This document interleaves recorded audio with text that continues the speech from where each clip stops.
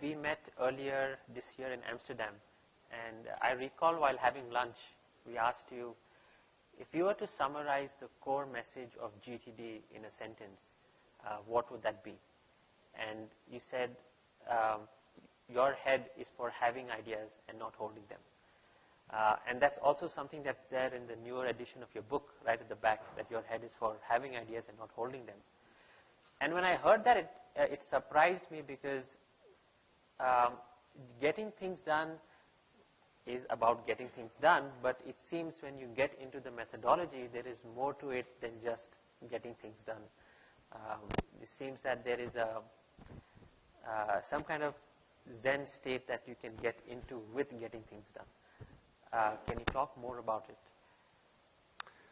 Well, again, it comes back to my love of clear space. Being in clear space, the universe is always on, but I like to be able to be quiet enough to listen to what I want to listen to, as opposed to something that's just noisy that I have to listen to in that way. So again, I like that freedom. And I think people often think, well, gee, is there a spiritual component to this? And I've been doing serious spiritual work in terms of exploration and engagement and that stuff for consciously since 1971. That's a long time.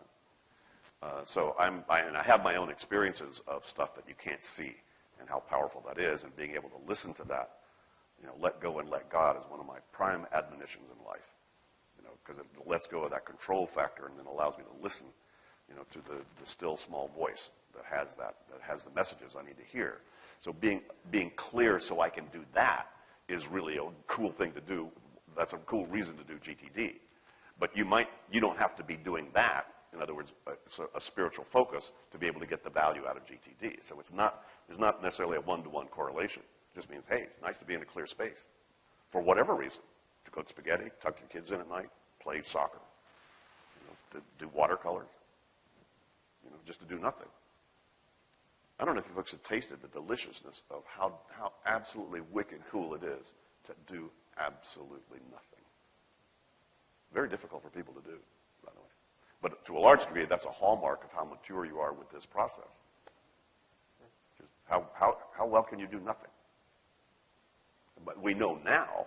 I used to think, well, I'm just lazy. I just like that space or whatever. I know now, and you'll read it in the next to the last chapter of the new edition of my book, is the cognitive science stuff have now proven that you must let your brain relax and stop focus so that the archiving part of your brain can knit together a whole lot of that information to give you more juice to be able to focus on the next thing.